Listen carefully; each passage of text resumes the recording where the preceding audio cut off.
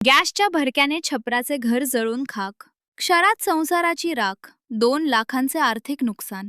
राठोड कुटुंब उघड्यावर. शेवगाव तालुक्यातील लाड जळगाव येथील सुरतमल तांडा परिसरात शनिवारी दुपारी गॅसच्या भडक्यामुळे छपराच्या राहत्या घराला भीषण आग लागून संपूर्ण संसार राख झाल्याची हृदयद्रावक घटना घडली. या आगीत घरातील धान्य, किराणा साहित्य, कपडे, फर्निचर, भांडी, इलेक्ट्रॉनिक वस्तूंसह सर्व संसारोपयोगी साहित्य जळून खाक झाले असून सुमारे 2 लाख रुपयांचे आर्थिक नुकसान झाल्याचा प्राथमिक अंदाज व्यक्त करण्यात आलाय. या घटनेमुळे संबंधित कुटुंब अक्षरशः उघड्यावर आले आहे.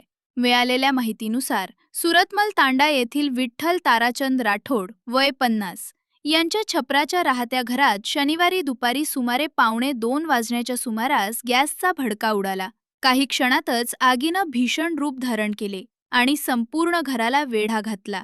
अचानक लागलेल्या आगीमुळे घरात असलेली विठ्ठल राठोड यांची पत्नी व मुले घाबरून तातडीनं बाहेर पडली. सुदैवानं जीवितहानी टळली, मात्र कुटुंबाचा संपूर्ण संसार आगीच्या भक्ष्यस्थानी पडला.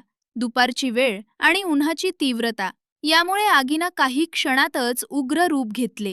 घरात साठवून ठेवलेले धान्य, किराणा, कपडे, भांडी, फर्निचर, इलेक्ट्रॉनिक साहित्य तसेच अन्य आवश्यक वस्तू जळून खाक झाल्या. वर्षानुवर्ष मेहनतीनं उभा केलेला संसार डोळ्यांसमोर राख होताना पाहून कुटुंबियांचा आक्रोश हृदय पिळवटून टाकणारा होता. घटनेची माहिती मिळताच परिसरातील ग्रामस्थांनी तात्काळ घटनास्थळी धाव घेतली. स्थानिक नागरिकांनी स्वतःच्या जीवाची पर्वा न करता आग विझवण्याचा प्रयत्न केला. त्यांच्या शर्थीच्या प्रयत्नांमुळे काही वेळानंतर आग आटोक्यात आणण्यात यश आले. ग्रामस्थांच्या तत्परतेमुळे आग शेजारील घरांपर्यंत पसरण्यापासून रोखण्यात मदत झाली. दरम्यान घटनेची माहिती मिळताच बोधेगाव पोलीस दूर क्षेत्राचे कर्मचारी घटनास्थळी दाखल झाले. तसेच संबंधित यंत्रणांनी पंचनामा करण्याची प्रक्रिया सुरू केली. आगीच्या पार्श्वभूमीवर वीज वितरण कंपनीच्या अधिकाऱ्यांशी संपर्क साधून तातडीनं परिसरातील वीज पुरवठा खंडित करण्यात आला. त्यामुळे आणखीन मोठा अनर्थ टळला. या दुर्घटनेमुळे सुरतमल तांडा परिसरात काही काळ भीतीचे वातावरण निर्माण झाले होते. एका क्षणात संपूर्ण संसार राख झाल्यानं राठोड कुटुंबावर मोठे आर्थिक संकट कोसळले.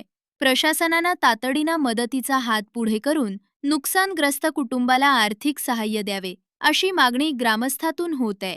ग्रामीण भागातील असुरक्षित निवास व्यवस्था आणि अग्निसुरक्षेच्या अपुऱ्या साधनसामग्रीचं हे ज्वलंत उदाहरण ठरत असून अशा घटनांपासून बचावासाठी जागरूकता आणि प्रतिबंधात्मक उपाययोजना राबवण्याची गरज अधिक तीव्रतेनं पुढे आलीय.